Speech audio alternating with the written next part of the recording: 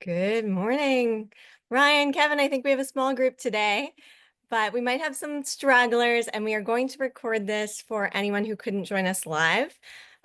So I think we will just dive in. I'll go through the presentation sort of as efficiently as possible, and then we'll save plenty of time for questions and discussion. Does that sound good?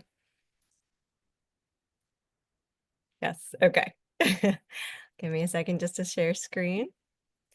Oh, actually, quickly before we dive in, last week you met Rachel. We're also joined by Ashley, who is our head of strategic partnerships, is a pro at location scouting, which is the topic we're digging into today.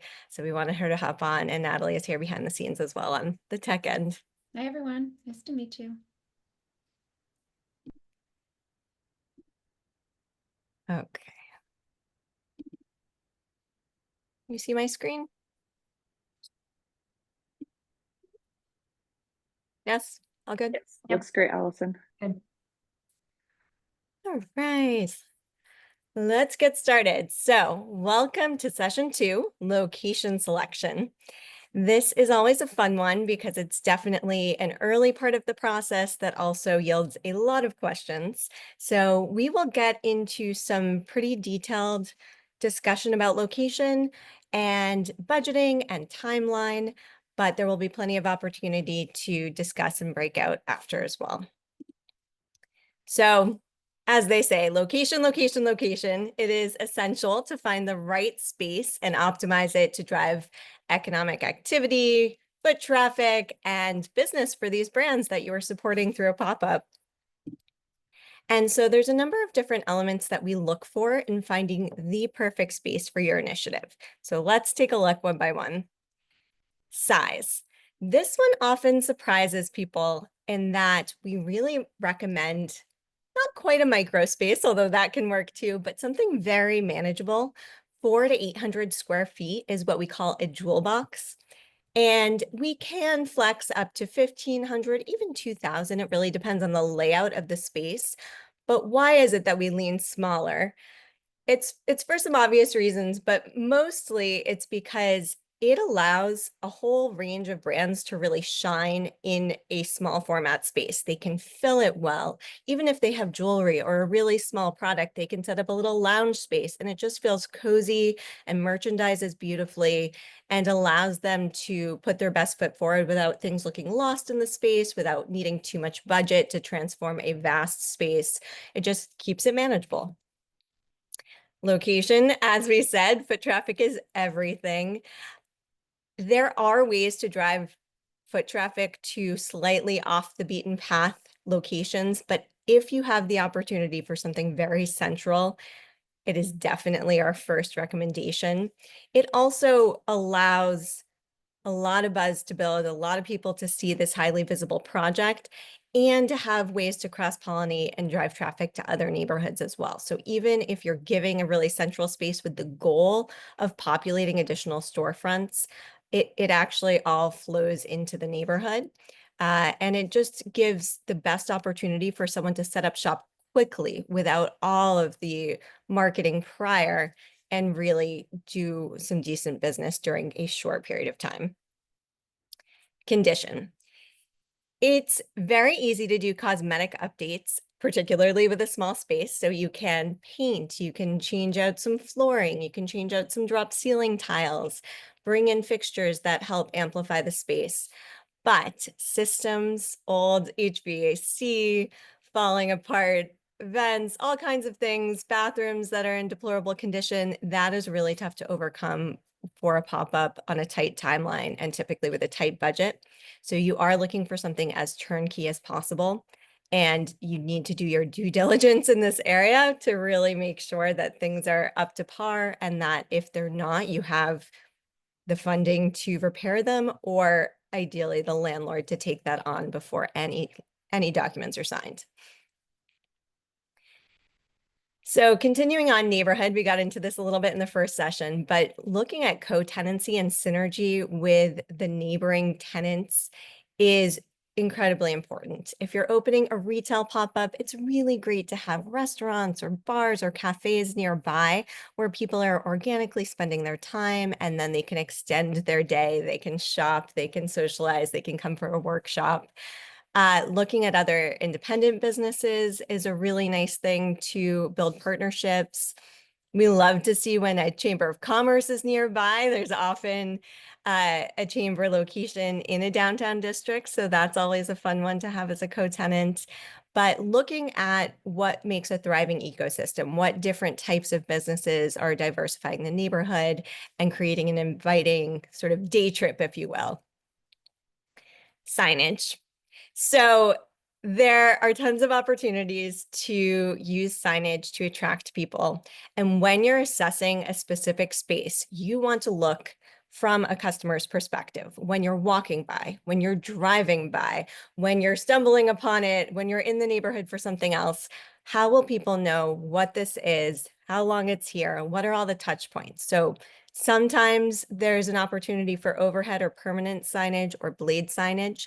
But what we see more often for a shorter term activation is keeping those areas uncovered or without the permanent signage and really using windows to maximize rotating brand visibility. So that is white vinyl that is saying Project Pop-Up or whatever the name of your pop-up activation is alongside the brand names that are featured within the space or the logos, a little explanation like a tagline, a website, a QR code. There are so many great ways to use modern technology and online presence to amplify and essentially use that space as a billboard for what is happening within it, even when they're closed. So this is something we're actually seeing a lot in the direct-to-consumer world, where it's cheaper to break through the noise by renting a storefront and using that as a marketing vehicle than to try and get to everyone in every corner of the internet. Now, obviously, that's not what we're doing here, but I just don't want you to underestimate the power of signage and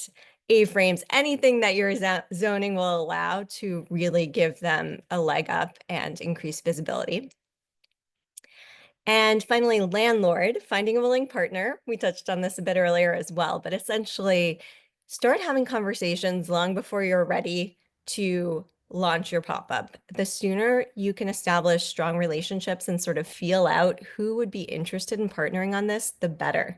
Because the best way to create a relationship that really works is to have a landlord who gets it. And that is something that we can certainly help you with. And we have even a template in this week's workbook about reaching out to landlords, what kind of language to use, how to pique their interest. But you will feel out pretty quickly who is really excited and motivated to activate their space in this way and may see the future opportunity to lease long-term to these brands and others that get incubated through the process, either in that exact space or in another nearby space that this landlord owns. So build those relationships, have lots of conversations, and try to open those doors. Just to touch on accessibility and compliance, every grant source, every municipality, everyone approaches this just a little bit differently. There isn't a one size fits all. However, the typical ADA compliant components are a step-free entry. In the past, we have built ramps into spaces that just had an extra step up. It's something I would put in the cosmetic update category. It is possible to purchase, rent, or build a ramp that meets these requirements. So if that is the only thing standing between you and a space, it can be overcome. Adequate door width doesn't tend to be too much of a challenge, although you should absolutely measure and make sure. I believe it's the 36-inch wide standard. And pathways within the pop-up space. And this is something that can be addressed just through merchandising, reminding the brands in the space that there needs to be a clear path in and around all of the fixtures. Bathroom is the only thing that gets a little dicey that can sometimes come up, but is not typically required within a space to have an ADA compliant bathroom or truly even a bathroom at all for retail use. Of course, we've got our standard fire code regulations, emergency exits. That is something that the landlord should be a partner with you on. And Finally, noise restrictions. This doesn't come up a lot, but it's something that can be raised if, say, it's the ground level of a residential building or something that has a quiet zone or after hours, and perhaps they want to host events or there's a music component. There are things that the pop-up may be doing to invite the general public in that you need to be mindful of. Just a few additional considerations. When you're approaching this process, think about who is managing the lease negotiation. Is it you in the municipality? Are you looking to sign the lease directly? Are you working with a partner like us at Up Next or someone else who can help be sort of the liaison or the signee if necessary, or a real estate broker? We have seen in many cases that there are brokers in town who really understand this and get excited about it. Sometimes there's a fee involved, but that can be budgeted for or negotiated with the landlord. Just reviewing some other location factors here. Access to public transit. This is something that we see as a highlight all the time because you are not only targeting more of a broad population by having access to public transit, it also really invites in founders who may not have a vehicle of their own or regular transportation. And so it just widens your pool in general if you can be located near a public transit point. In terms of zoning, permitting, from a municipal perspective, you probably know the ins and outs of this better than any brand founder would. So it's a really helpful lens to be able to just call up another department and check in on the requirements. I find that if you give them a heads up that you're going through this process, whether it's the building department, if you need to secure a certificate of occupancy, or if you're going to be doing some work in the space, just partnering internally with other stakeholders who can help make the process that much easier and giving them as much lead time as possible so they know when you find the space, when you make the call, they will be ready to hear it and help you along the way. And that just makes it so much more seamless. The other things that you're going to be looking for, in addition to sort of the good working order of utilities, that is something that you want to be mindful of costs on. So we'll talk about the lease structure and the ideal scenario there, but it's really helpful to request past utility bills so that you can factor in all of the costs, understand what systems are in a space, and know exactly what you're getting into before signing any documents.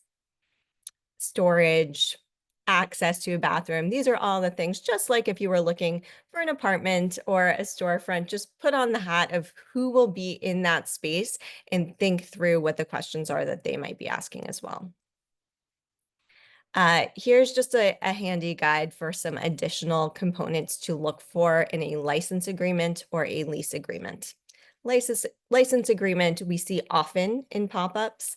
That's something that's typically a bit shorter form, less than 10 pages. Leases can often be 50 pages, 100 pages. You're looking for the simplest form that covers all your bases as possible. And that's something that, again, with a partner landlord, you can really queue up in the conversation. Parking, just like public transit, parking will definitely be a question. In the workbook that will accompany this week's session, we have a whole glossary of different terms and all kinds of worksheets that will address this in more detail. And if you're new to real estate leasing and terminology, it's helpful to just have a little bit of context going into it and familiarize yourself with those terms. Expectations for maintenance, cleaning, and so on, common areas if there are any modifications that are allowed. This is something that we address quite a bit. Oftentimes, the landlord will have preferences on what can and cannot be changed, what needs prior approval before you can go ahead and do it. So whether that's something to the exterior of the building or installation and approval of signage, or in some cases, a historic district, just what are the different steps in the approval process? Even from the municipality's standpoint, you will need a private landlord's buy-in if you're working with a private property. This is just a little bit of a recap on these fronts. Again, we'll dig into more of the terms, but things to look out for. Does the landlord have any early termination clause? Do they have the right to give notice and say, hey, I need this space back in 30 days or 60 days? And if so, what kind of position does that put you in for the pop-up and the length of term that you're anticipating? And should that be negotiated? On the flip side, do you need some sort of early termination right so that you have the flexibility if funding falls through, or you're waiting on a different space, or you want to take a permanent approach to this space? Do you have flexibility on your end? Ensuring you have the ability to sublease the space, because essentially you will be taking on this space and then turning it over to brands. So that means that you will be subleasing or sublicensing to 1, 2, 3 brands at a time. So you just need to ensure that that right is written into the lease or license agreement from the get-go. So let's get into some nitty-gritty with budgeting. I'm gonna pull up this full list here. Essentially, we want to look at budgeting from a bird's eye view, a high level perspective at first, and then we can boil it down into each line item.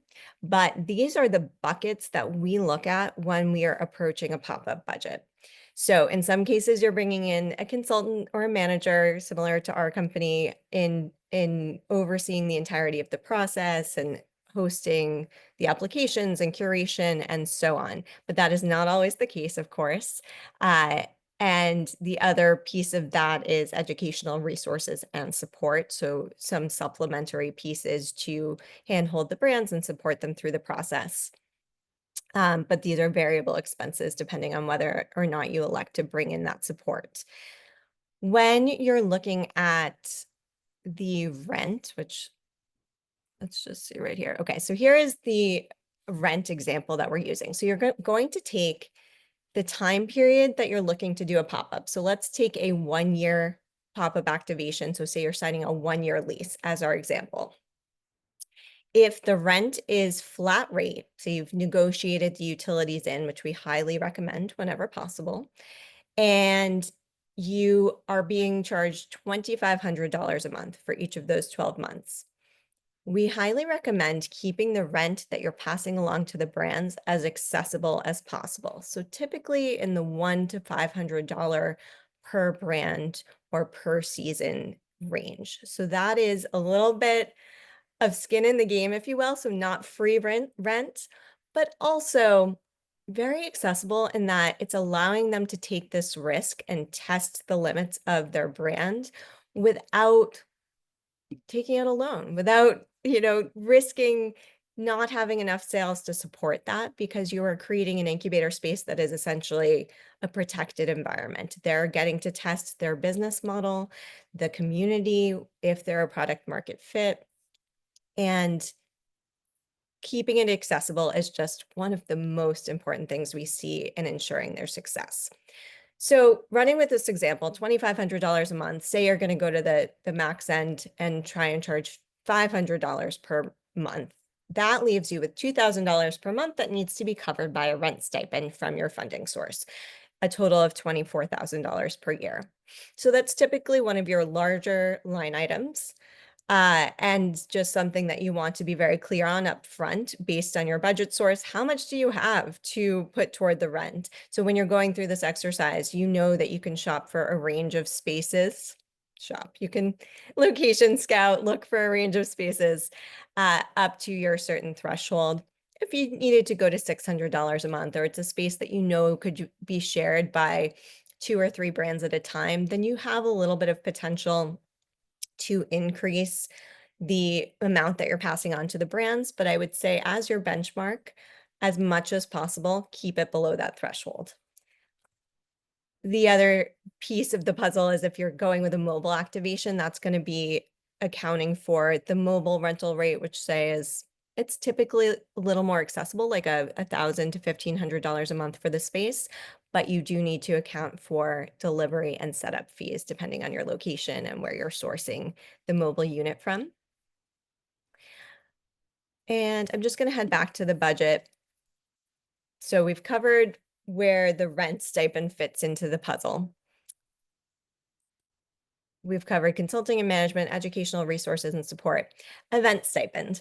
So this is optional. However, we find it's really helpful to offer an event stipend of say $300 to $500 per season, not per brand, to encourage the pop-up occupants to plan special activations that are inviting the public in and giving them just a little bit of cushion and support to bring something to life, whether they're putting that toward food and beverage or balloons or live music or just things that make for a special event environment.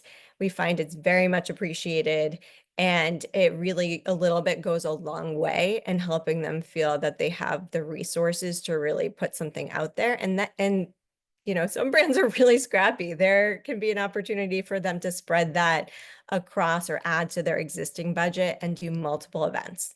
Essentially, you want them to build a sense of FOMO. The more they can activate this space, the better for everyone involved. Turning to marketing and media. So this is just like in any marketing approach, you can either bootstrap or go big on spend. And we, depending on the budget, make different recommendations. So essentially, if you have ample budget, you may want to leverage local influencers and do a media spend and do some printed signage around the community or in print media. There is certainly no downside to that if you have the dollars to allocate. If you don't, of course, word of mouth, any city or town resources, we find that sometimes there are signage opportunities that you can print in-house or featuring them on the homepage or in newsletters of what's going out, working collaboratively across as many stakeholders as possible to really leverage the buzz building activities, marketing partnerships, sending a press release to any local papers and journalists, inviting them into the space for the ribbon cutting. There are all these different ways to amplify in a grassroots kind of way, which we would recommend no matter what. The paid media is just an additional layer and benefit to raise visibility if that's an option. The next piece is fixtures and POS setup. This is also something that, while optional, we find it really helps to set the brands up for success. So when you think about fixtures, you are thinking about shelving units, merchandising displays, tables, sometimes seating, whether that's soft seating or stools and chairs for workshop setups, all the different components that go into making the space warm and welcoming, but also flexible for a variety of uses. So you need to think about everything from sort of tabletop jewelry, finer, smaller scale pieces, to clothing or larger scale art, or really anything that you could be inviting into the space. But our rule of thumb is to source fixtures that can accommodate a lot of uses, but are not too specific. So even if it's clothing or jewelry where they require sort of specific pieces to really merchandise them well, you can rely upon the brands to bring those in. You can just sort of create the shell of the space, and then they can add the layers to really make their own products shine. You do want to look for lighting just in terms of infrastructure in the space, natural light as much as possible coming in, because that will maximize how they can set up shop.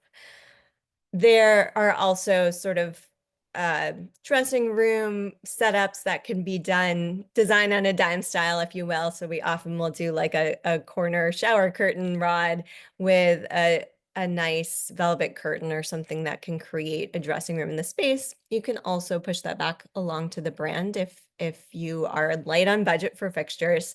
And we tend to source from places like IKEA, or we work with a company called Vertical Ledge that actually makes fixtures that are meant to be flexible with lots of different attachments and different plug and play scenarios. So they really are designed to be used by all different types of brands and a number of different configurations. But essentially, it can all be done depending on the size of the space for $2,000, $3,000, $4,000. And you can get as scrappy as needed. there are times where we're going on a Facebook marketplace or sourcing from stores that are closing down or selling off extra fixtures. So again, it comes down to capacity and bandwidth for how you're seeking these things out, but there are lots of different creative tools you can put into use.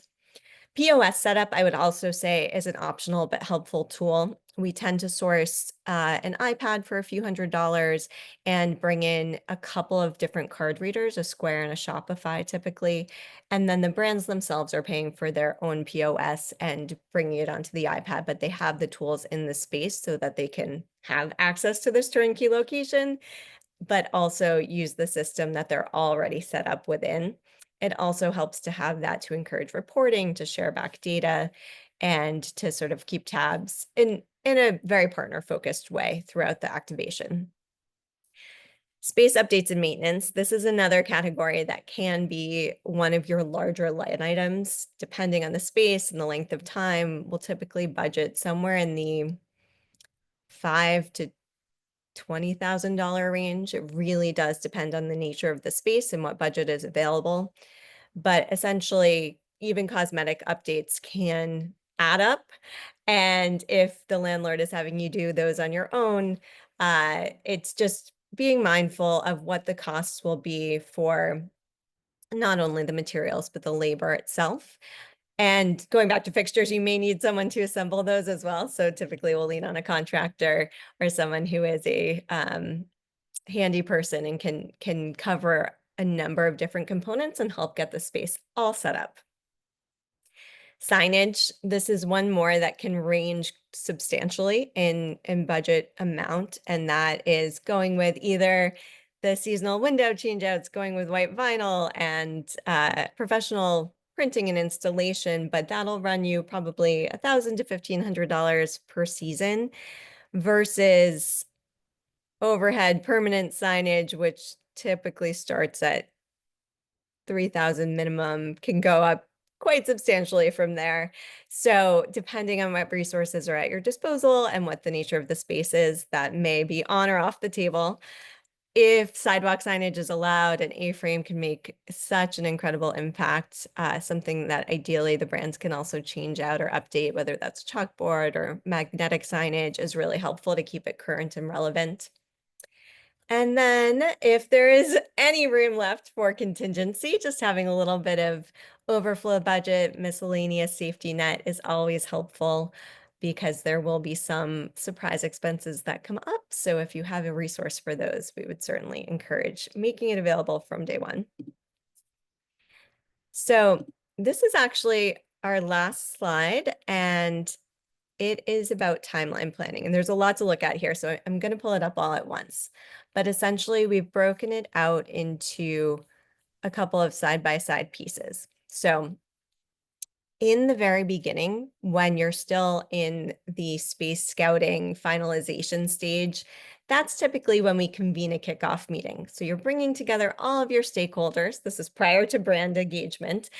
But whether that's, just a small team of economic development and planning leaders, or you're working with consultants, or you have other people who are in the community, perhaps it's an arts group or anyone that you're planning to partner with in a substantial way, just getting everyone together on the same page at the same time, landlords, whoever it may be, is really helpful.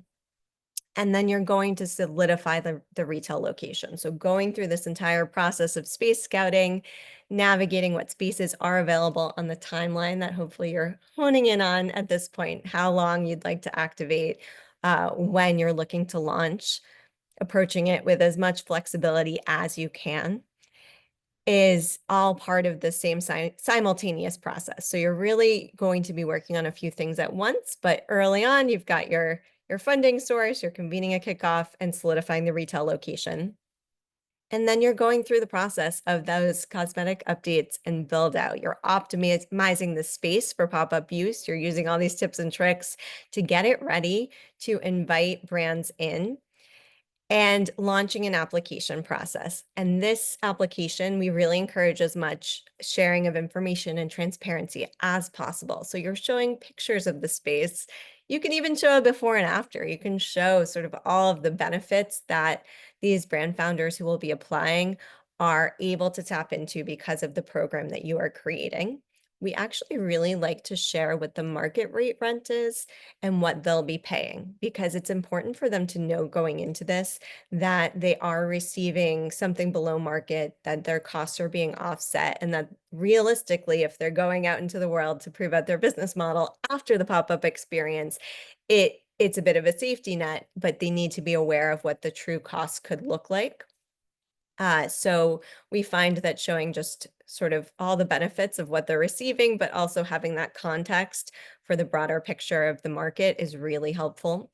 And it also just shows what a great program and support system you're creating. So the application is detailed. It's showing pictures. It's showing a list of all of the benefits they'll receive, expectations on timeline, and so on. And then marketing and promotion. So you're promoting the application itself and then getting buzz building in the community even before you're opening the doors to the pop-up. So you want to get people excited that this is coming. There will be a whole series of different marketing levers you can pull where you're sharing information on the space itself, on the brands that are coming in, on the opening events, and so on. But essentially, you want to build that buzz as early as you possibly can.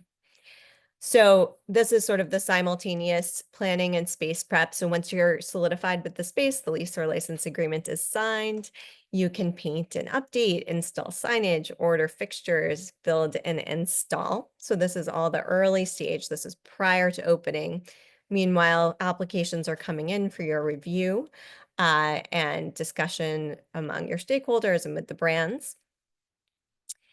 The application open for 1 to 2 weeks, that's an absolute minimum. I would say typically they're open for 3 to 5, or sometimes if you're doing a year-long incubator, for example, they're open on a rolling basis. So you're accepting applicants all the time with a process built in to keep in communication with them very regularly. So you want to notify them, yes, we've received your application. Thank you so much. We'll be reviewing it and reach out with next steps if applicable. You will not be able to accept everyone who applies. So there's a vetting process, and you just want to, and we'll help you through this, but you want to have your process pre-planned so that if you have a huge influx of applicants, you have a game plan for tackling that doesn't overwhelm you. But essentially in this month 1 to 2, this is again prior to opening, you are vetting applications, you're sending these acceptance or rejection emails, or putting them on the wait list if this is a brand that you'd like to consider for a future season, but you don't have an opportunity for them then, or it's a seasonal type of product that doesn't fit the immediate next season. And then you're going through the paperwork process of signing that sublease or sublicense agreement. So once you've secured your space, you have a form that will then be passed along and papered with each individual brand. And then we get to month 3, which is when all your hard work starts to be very visible.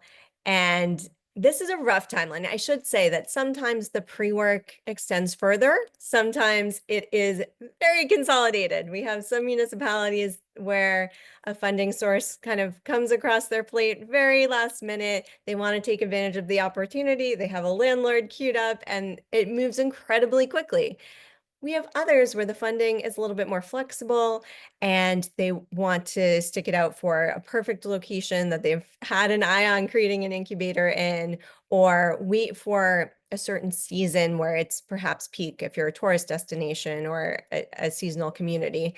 And so this is a rough timeline that we typically see, but there can certainly be variables. But essentially, typically by month 3, it is time to launch and activate.